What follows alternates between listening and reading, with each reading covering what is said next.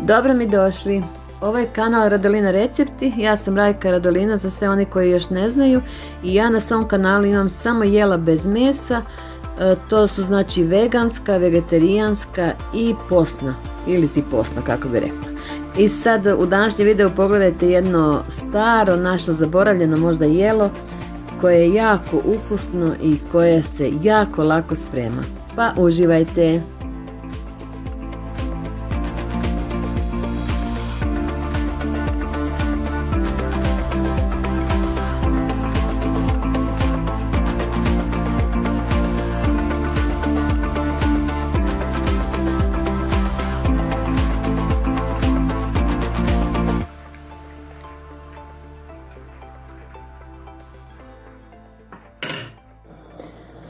Evo dragi moji, danas ću da vam napravim jedno starinsko jelo. Kao što vidite, ovdje sam već stavila vodu da se prokuva. Treba nam belo kukuruzno brašno, znači pošto ga imam kući, ja sam htjela da napravim ovako nešto, ne znam da li vidite, belo kukuruzno brašno. Sad ćemo tu vodu, znači smanjit ćemo onako malo manje da bude. I sada ćemo da stavimo brašno ovako unutra. Znači belo kukuruzno brašno, ovo sam inače jela kad sam bila u Bjelovaru.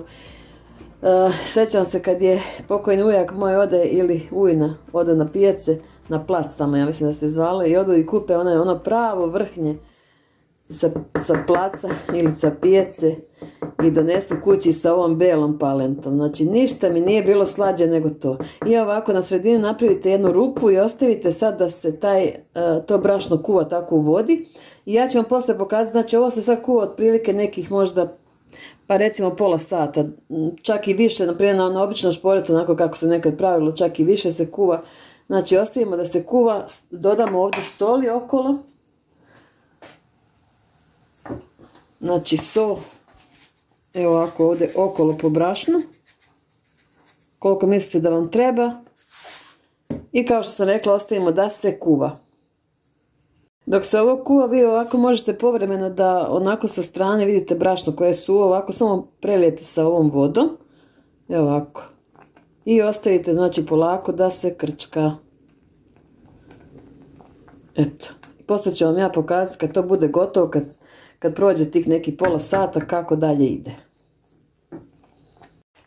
I evo sada nakon 35 minuta vidite kako je sve upilo u vodu i sve. I sad samo uzmete i počnete da mešate onako da se brašno skroz tako znači razdvoji jedno od drugog.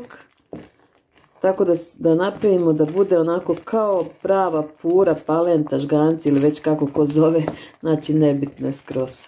Sad samo mešajte. Ovako još dok je uključen šporet na laganoj vatri.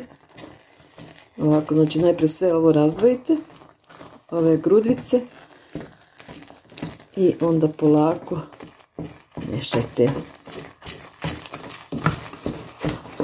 Tako ja se sjećam, moja mama isto i pokojna baba, tako sa žutom palentom ili sa žutim kukuruznim brašnom, i tako smo pravili uvijek palentu.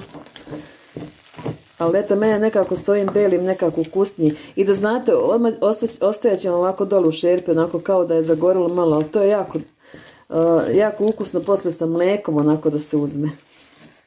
Mi smo se kao djeca otimali za to, ko će da jede iz lonca, da grebe poslije ono.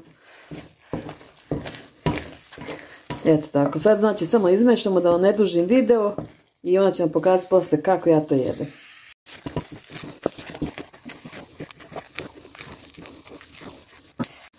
I evo kako izgleda kada sam je izmešala, vidite koliko je ona sad postala i tvrđa i sve. I sada ćemo napraviti preliv za ovu našu palentu. Evo sada ćemo da stavila sam samo malo ulja da se ugrije, pošto se pre nekad stavljala svinjska mast, ja svinjsku mast ne koristim. Stavila sam malo ulja i stavila sam jednu pavlaku, obično znači pavlaku, ovdje je creme fraiche. I to ćemo ovako sad da ugrejemo, malo ćemo da posolimo. Ja sad ne mogu tačno da se sjetim kako je moja ujna to pravila, ali otprilike znam da ovako nešto bilo. I stavila je samo malo mlijeka. nam da je stavljala malo mlijeka. Mislim, ovo su, kao što sam već rekla, u Bjelovaru, znači u Slavoniji se ovako pravilo ovi žganci sa belim kukuruznim brašnom. Evo, stavit ćemo mlijeka, pa možda 1,5 deci otprilike. Stavite koliko vi želite, znači to je nebitno. I samo ćemo malo da posolimo. Ja. I to je to. To je cijela priča ovog jela. Ovo je starinsko jelo.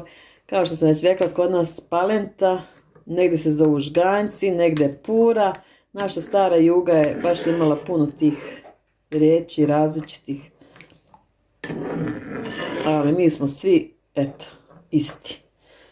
Tako, to bi bilo to. Znači, ovo sad samo neka provri malo i to je to. Gotovo. Sad ćemo da prelijemo i gotovo. I eto, dragi moji, to bi bilo za ovaj put i za ovaj video. Nadam se da vam se dopao i da ćete se prisjetiti detinjstva kao i ja, što ja često ovako nešto napravim, ili sa žutom palentom, ili evo, pošto sam sad kupila belu palentu, da bi vam pokazala onaj recept. Jednostavno koristim isto ovako, znači uvijek u nešto.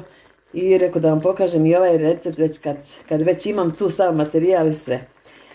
Toliko, kao što sam već rekla. I eto, sad ćemo ovo da isključimo, znači toliko do sljedećeg puta i sljedećeg viđenja. Ljubi vas puno i voli vaša Rajka Radalina. Budite mi zdravi, srećni, veseli i uvek pozitivni. Ćao, ćao, ćao!